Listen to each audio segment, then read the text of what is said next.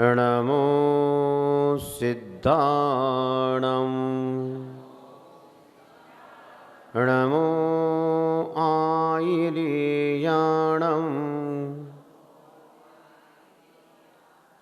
नमो उवज्झायाणं नमो लोये सौवसावुणम्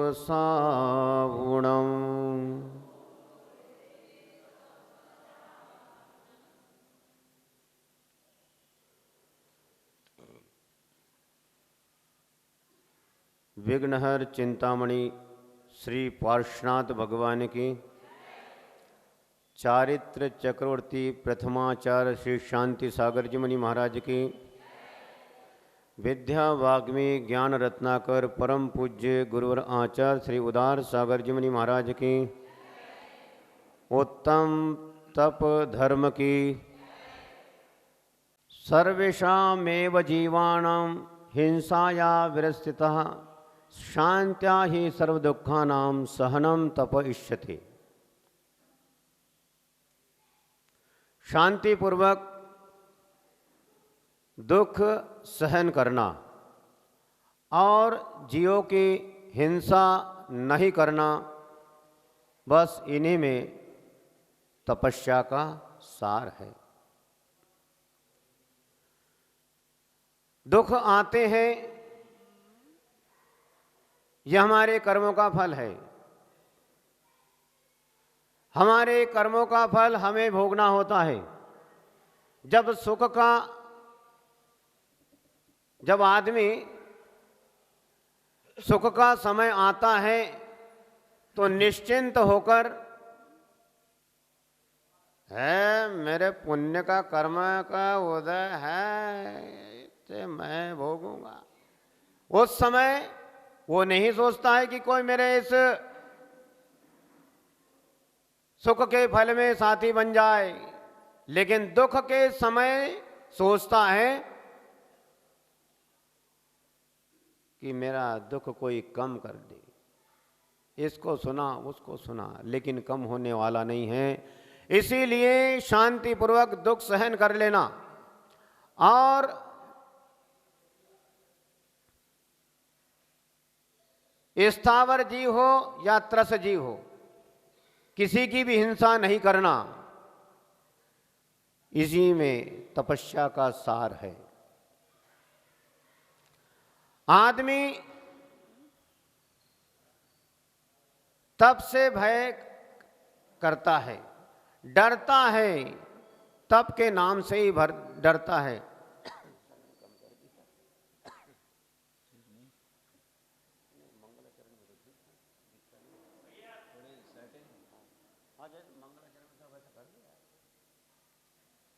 तब से डर लगता है। नहीं भाई, ये हमसे नहीं हो सकता है। ये साधु संतों का काम है तपस्चरण करना, ये हमारा काम नहीं है। कोशिश नहीं, हम इस विषय में कोई कोशिश नहीं कर सकते। तब से डरता है।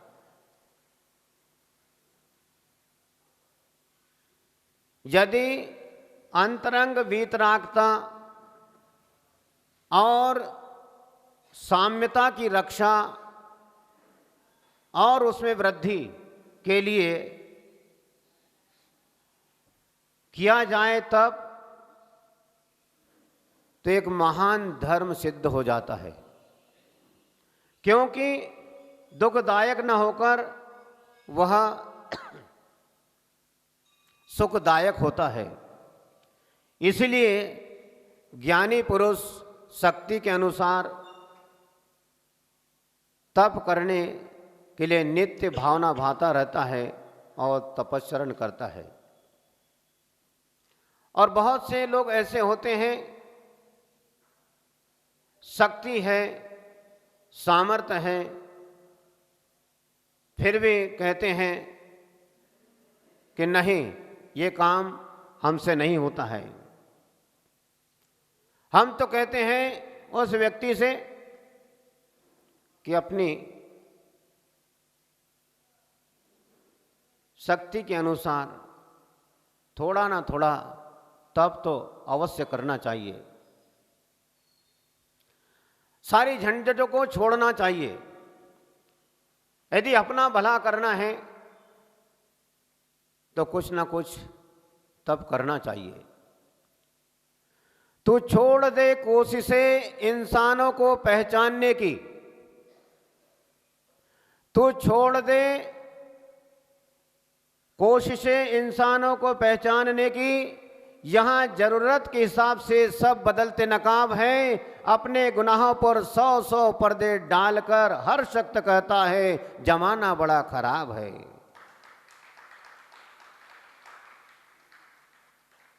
तपस्या नहीं होती है।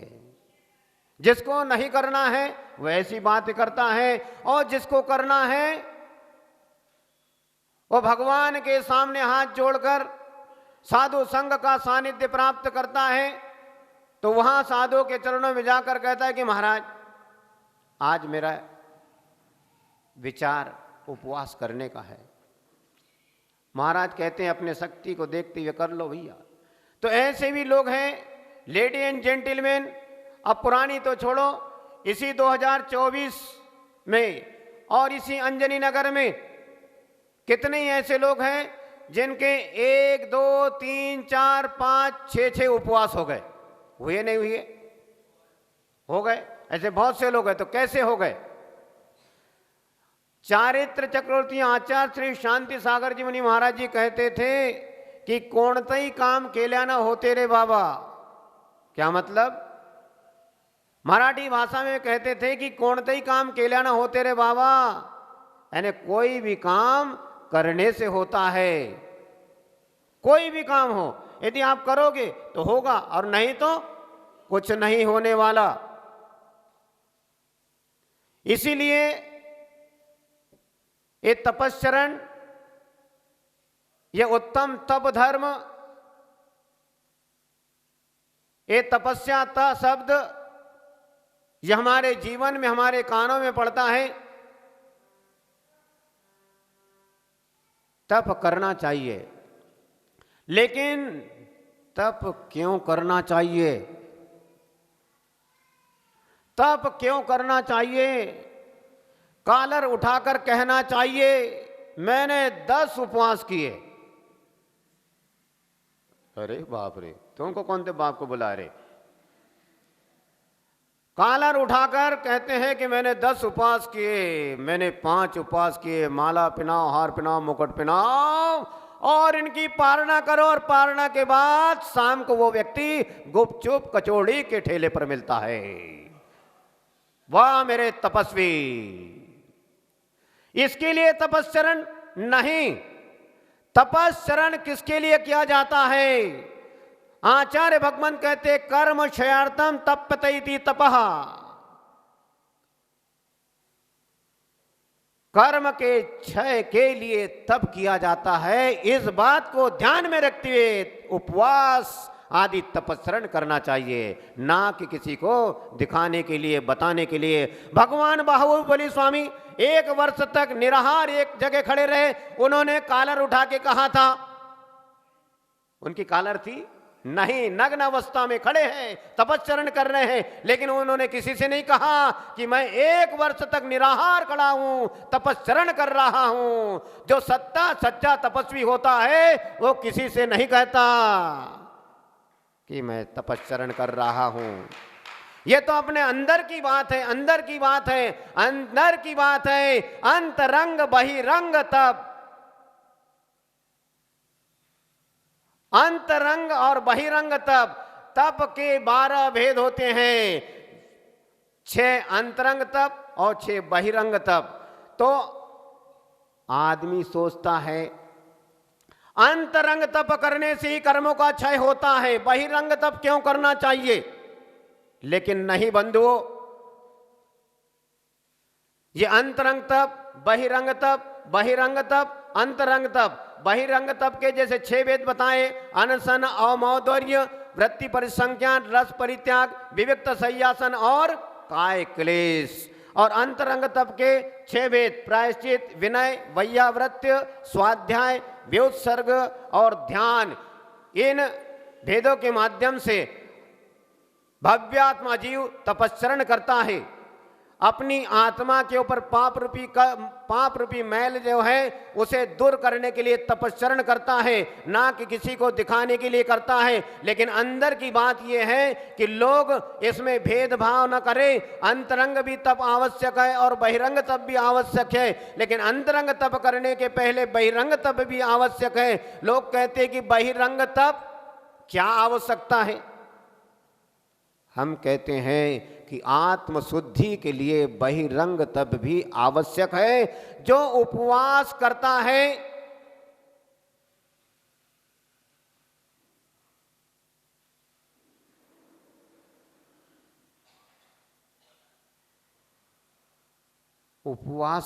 है उसको भी गाना नहीं गाना चाहिए। जैसे बाहुबली भगवान ने गाना नहीं गाया, वैसे उपवास करने वालों को भी गाना नहीं गाना चाहिए। पता ना चले पड़ोसी को कि कितने उपवास हो गए। हमसे कहते हैं लोग, महाराज आप बिना बताए उपवास कर लेते हैं, तो क्या तुमको बताएंगे? हेलो, आज हमारा यहां जब से आए हम किसी को नहीं बताते हमारा उपवास है। क्या मतलब बताने? उपवास है, अपनी अंतरंगचर्या है, अपने को करना है, जिसे बहिरंग तप में आता है। तो उपवास करने वाले को भी गाना नहीं गाना चाहिए। और जो उपवास कर रहे हैं, छोटे छोटे बच्चे जो 4-4, 5 उपवास कर रहे हैं, जिनको ABCD नहीं आती है, लेकिन पर्युषण पर्व आता है तो उनकी ऐसी भक्ति भाव उमड़ती है जैन धर्म के प्रति कि वे 5-5 और 10-10 उपवास कर लेते हैं। तो ऐसे नन्हे मुन्ने बालकों का प्रोत्साहन बढ़ाना चाहिए। हम बात करते हैं बाह्य तप की। बाह्य तप अंतरंग तप में प्रवेश करने का साधन है। इतिहास के पन्ने पलटाकर देखो, आपको बहुत सी ऐसी घटनाएं मिल जाती है। विदेह क्षेत्र के पुंडरिक देश में चक्रधर नगर था। वहां का राजा त्रिभुवनानंद चक्रवर्ती था। उसकी एक पुत्री, प्राणों से प्यारी, सर्वगुण संपन्न, जिसका नाम अनंगसरा था। सर्वगुण संपन्न, एकदम देखने में इतनी सुंदर थी। एक पुनर्वसु नाम का सामंत कामावेश में आकर उसने उस अनंगसरा का अपहरण कर लिया, विमान में बिठाया। उस समय राजा त्रिभुवनानंद को पता चला। उसने अपने सेवकों को बुलाकर अपनी बेटी की सुरक्षा के लिए वापस लाने के लिए भेजा। उस पुनर्वसु नाम के सामंत के बीच और त्रिभुवनानंद चक्रवर्ती के सेवकों के बीच युद्ध होता है। युद्ध भयंकर होता है। पुनर्वसु नाम के सामंत का विमान, जिसमें अनंगसरा को बिठाया था, वह विमान चकनाचूर हो गया। पुनर्वसु के पास जो विद्या थी, पर्णलघ्वी नाम की विद्या के सहारे अनंगसरा आराम से नीचे उतरती है। आराम से उतरती तो है, लेकिन स्वापद अटवी उस जंगल का नाम स्वापद अटवी। ऐसे घनघोर जंगल में जहां पर झाड़ियों का अंधेरा, बड़े बड़े शेर, चीते, भालू, खूंखार प्राणी, ऊंची नीची जमीन, कंकड़ी जमीन, उसमें अनेकों बील, बड़े बड़े गड्ढे, ऐसे खतरनाक उस स्वापद अटवी में वह अनंगसरा उतरती है। वहां वो देखती है चारों तरफ, उसे खूंखार शेर, चीता, भालू, अनेकों जंगली जानवर नजर आते हैं। घबरा जाती है, भय खाती है, रोती है, चिल्लाती है, बिलखती है, अपने पिता को याद करती है, अपने माता को याद करती है। पिता से कहती है कि हे पिताजी, पिताजी आप मुझ पर दया कीजिए, आप सर्वलोक की रक्षा करते हैं, आप सबकी देखभाल करते हैं, आप बेटी की रक्षा नहीं कर पा रहे हैं। हे माँ, तूने गर्भ में मुझे रखा, तूने गर्भ के दुखों को सहन किया, अब मुझे आपकी जरूरत है, आप मेरी रक्षा क्यों नहीं करती हो। बहुत रोती है, अपने माता पिता को बुलाती है, लेकिन कौन आएगा उस अटवी में। रोते रोते थक जाती है।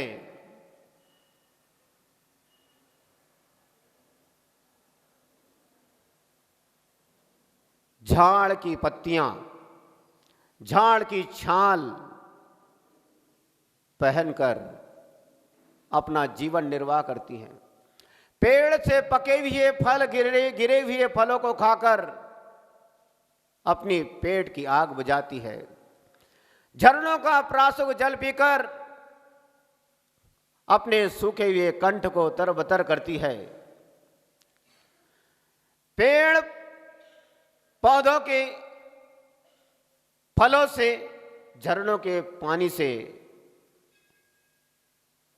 भूख और प्यास का शमन करती है। तेला बेला उपवास भी करती है। ऐसा नहीं है हवा के पंखे में, एसी कूलर की हवा में बैठे हैं, कौन करे तपश्चरण। लेकिन ऐसे खूंखार जानवरों के बीच में रह के अनंगसरा तेला भी करती है, 3-3 उपवास करती है, 2-2 उपवास करती है। कभी एकासन करती है तो पेड़ के फल खाकर, और कभी कभी तो मात्र प्रासुक जल पीकर रह जाती है। वहां शयन करने के लिए कोई बिस्तर नहीं, कोई गद्दा नहीं, कोई पलंग नहीं। जमीन पर, कंकड़ीली जमीन पर सोती है, लेटती है, और जब जागती है तो घबराकर जागती है।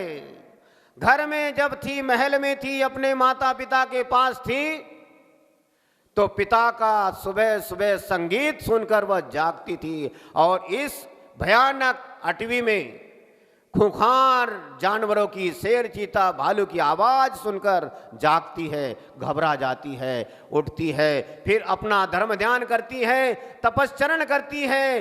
अनंगसरा ने जो बहिरंग तपश्चरण किया है, उसके जैसा तपश्चरण करने को तो कभी देखने को नहीं मिलता है। ऐसा बहिरंग तपश्चरण उसने किया, और 1 वर्ष नहीं, 2 वर्ष नहीं, 3 वर्ष नहीं, 4 वर्ष नहीं, 1000 वर्ष नहीं, 3000 वर्ष तक उस अनंगसरा ने बहिरंग तप उन खूंखार प्राणियों के बीच में, उस अटवी में किया। आपको कोई फर्क नहीं पड़ता कि घबरा तो नहीं गए? वो तो अनंगसरा जाने, हमें क्या, हम तो यहां आनंद में हैं। लेकिन घर में बैठकर एसी पलंग, क्या कहते हैं, एसी की हवा में बैठकर तपश्चरण नहीं होता है। वह अनंगसरा घबराई नहीं, लगातार 3000 वर्ष तक उसने बहिरंग तप किया। जब उपवास और तेला और बेला करते रही तो शरीर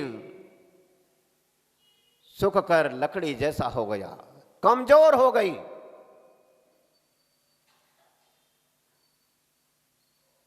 उस समय वह विचार करती है कि मैं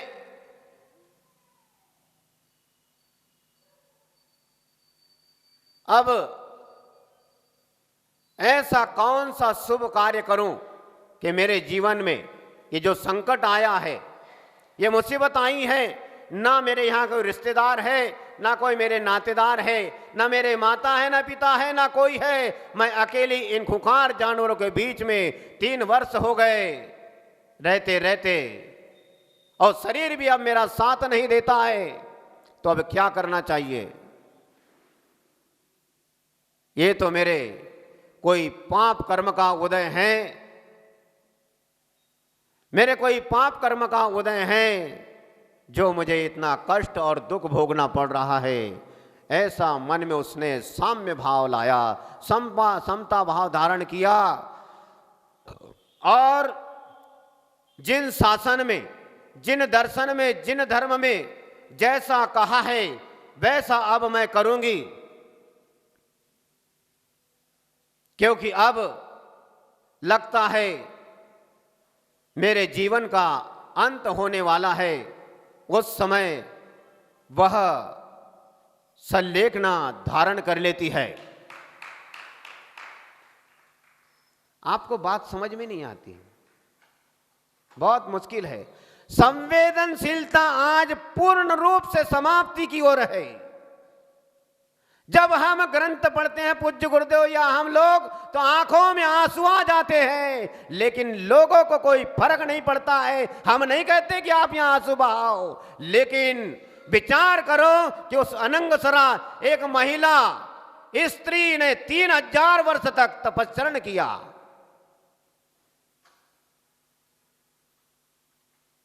वो विचार करती है कि नहीं, अब मुझे जीना नहीं है, ना मेरे मरने का भाव है, ना जीने का भाव है। अब मैं समता भाव से संलेखना धारण करती हूं। और उसने संलेखना धारण कर ली और नियम ले लिया कि 100 हाथ जमीन तक ही मेरी सीमा है, इसके बाहर मैं नहीं जाऊंगी। संलेखना के 6 दिन पूरे हुए।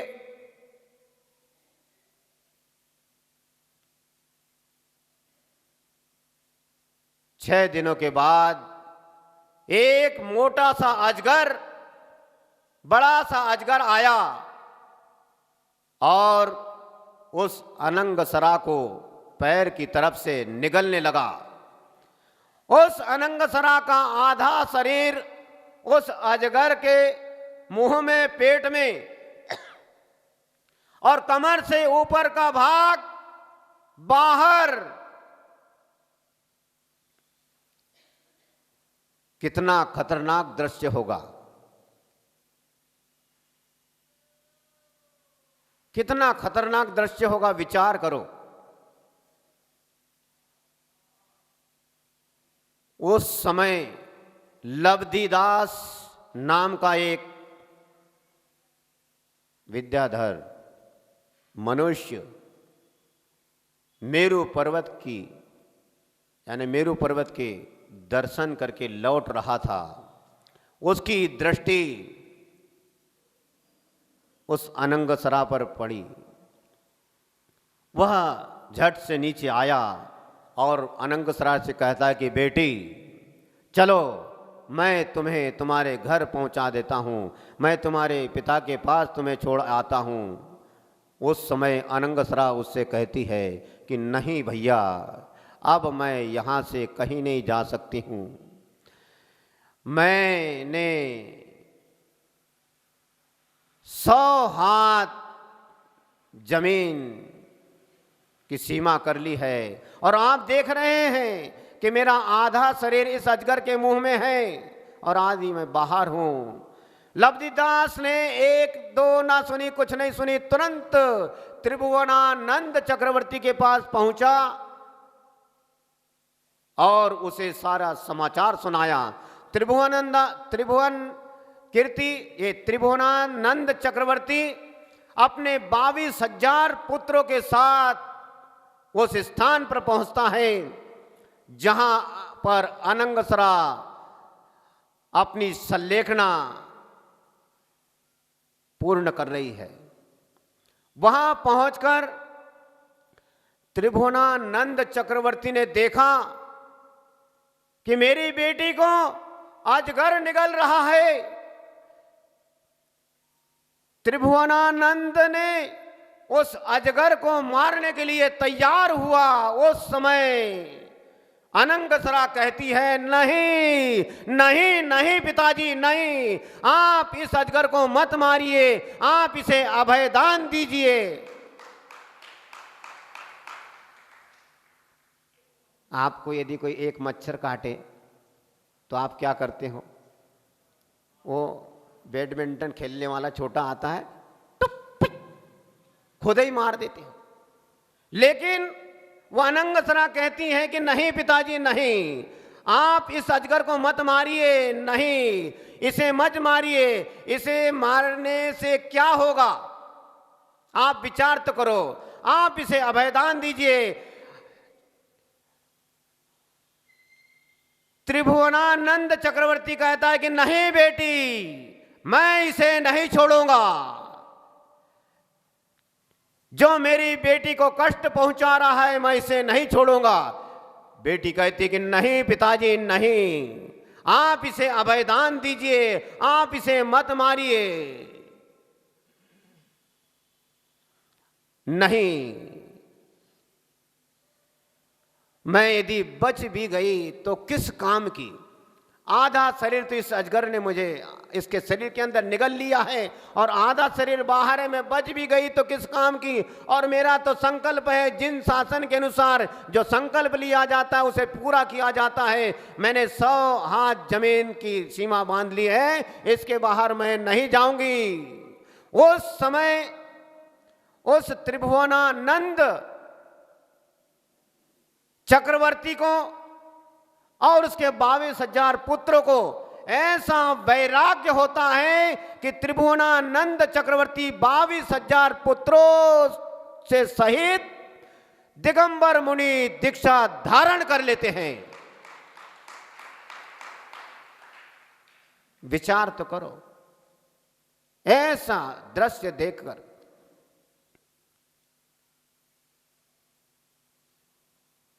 उस राजा ने अपने 22,000 पुत्रों के साथ में दीक्षा ले ली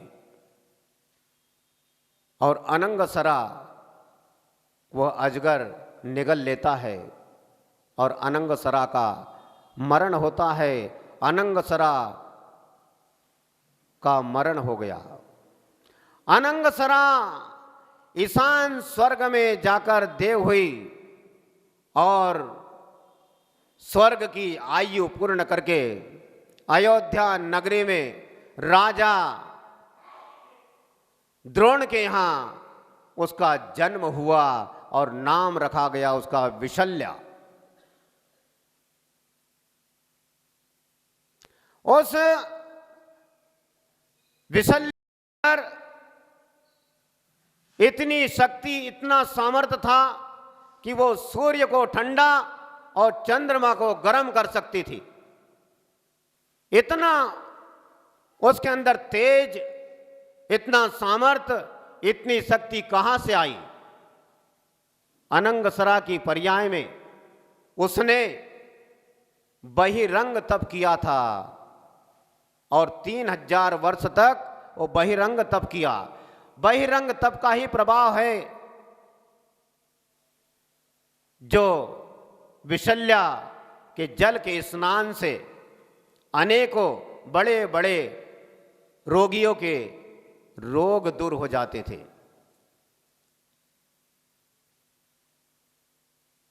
जब राम और रावण का युद्ध हुआ तो रावण ने लक्ष्मण को अमोघ विजया नामक शक्ति से घायल कर दिया था।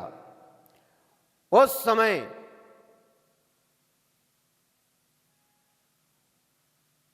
उस राम के बटालियन में सब दुखी हो गए। राम तो इतना दुखी हुए, मूर्छित पड़े हुए लक्ष्मण से कहते हैं कि हे अनुज, उठो, क्या हो गया है तुम्हें, उठो। जब मैं अयोध्या पहुंचूंगा तो माताएं पूछेगी तो मैं क्या बताऊंगा। ऐसे श्री राम बहुत विलाप करते हैं, रोते हैं। उस समय चंद्र प्रतिम विद्याधर वहां पर आते हैं और श्री राम को समझाते हैं कि हे प्रभु, हे मर्यादा पुरुषोत्तम श्री राम, आप विलाप ना करें, आप दुखी ना हो।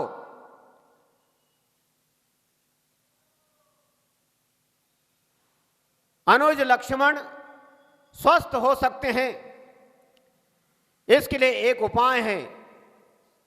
शीघ्र, अति शीघ्र अयोध्या से विशल्या के स्नान के जल को लाया जाए।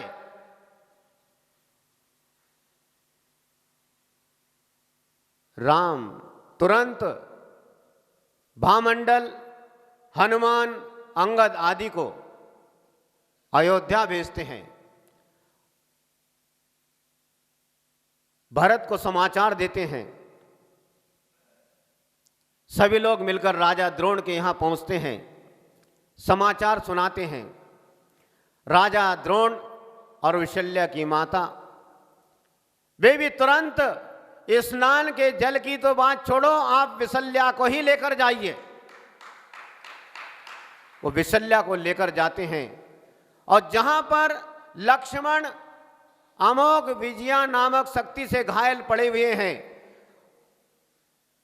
उस पृथ्वी तल पर विशल्या जैसे ही पैर रखती है, इलाज और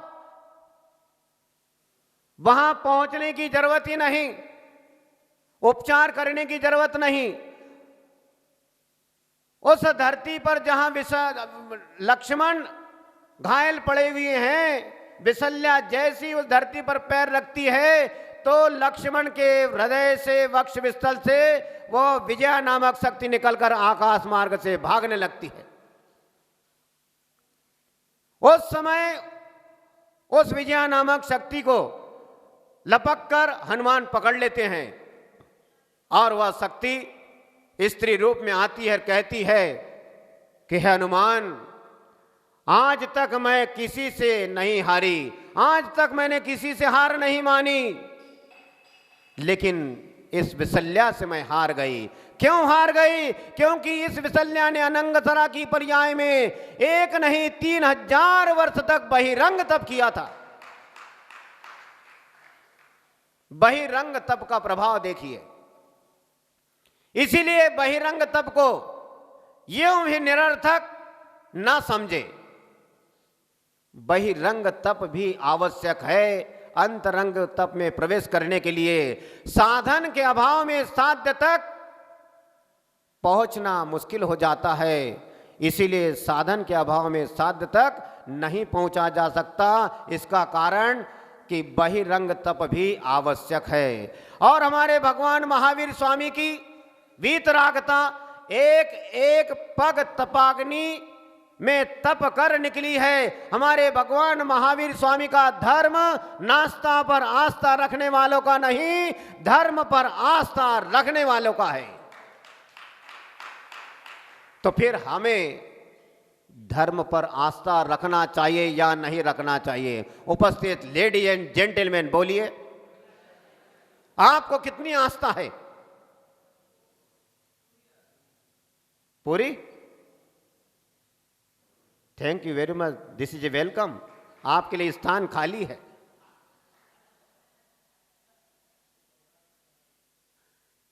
हमारे भगवान महावीर स्वामी जो भी कह गए सार्थक कह गए। यदि हम उनके सिद्धांतों पर चलते हैं, उनके बताए हुए मार्ग पर चलते हैं, तो हम भी शक्ति के प्रमाण तपश्चरण करते रहे। ये ना सोचे ये साधुओं का काम है, ये हमारा काम नहीं है, ऐसा ना सोचे। लेकिन सोच में बहुत फर्क होता है। आप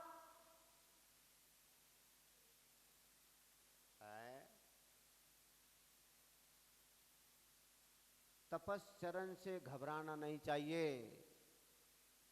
आप हर मंजिल को मुश्किल समझते हैं।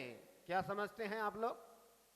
आप हर मंजिल को मुश्किल समझते हैं और हम हर मुश्किल को मंजिल समझते हैं। बड़ा फर्क है हमारे आपके नजरिए में। आप दिल को दर्द समझते हैं और हम दर्द को दिल समझते हैं। इतना फर्क है। इस फर्क को, इस भेद को मिटाना होगा और अपने शक्ति अनुसार, अपने सामर्थ्य के अनुसार तपश्चरण हमेशा हमें करते रहना चाहिए। भगवान महावीर स्वामी का धर्म साधन एकत्र करने वालों का नहीं, साधना करने वालों का है। छोटी सी बात आपको मैं याद दिलाऊं तो आपको तुरंत याद आएगी, नहीं तो सिर भी खुजाओ, बाल नोचो तो याद नहीं आएगी। वो मैं आपको याद दिला दूं, रोटी आई याद। रोटी कैसे बनती है आप जानते हैं। गरम गरम तवे पर डाली जाती है, आग पर सेकी जाती है, अल्टी पल्टी दोनों तरफ पलटाई जाती है, तब वह फूलकर टम फिर खाने के काम आती है। उसी प्रकार अंतरंग बहिरंग तप भी हमें आवश्यक है। स्वयं आप स्वयं में स्वयं के गवाह बनने का नाम तपस्या है। आपको ज्यादा मेहनत करने की जरूरत नहीं है, किसी से कहने की जरूरत नहीं है, किसी को बताने के लिए तपश्चरण करने की जरूरत नहीं है, प्रचार प्रसार करने के लिए तपश्चरण करने के लिए जरूरत नहीं है। हार मुकुट पहनकर कोई हमारी पालना करा दे, हजारों लोग हमें देखने के लिए आए और हमें आशीर्वाद दे, धन्यवाद दे कि बहुत अच्छे आपने 10 उपवास किए, इसकी अपेक्षा नहीं करना। यदि तपश्चरण करना है तो एक ही लक्ष्य बनाना, एक ही मन विचार करना कि मैं तपश्चरण करूं तो किसके लिए करूं? कर्म क्षयार्थ तप्यत इति तपः।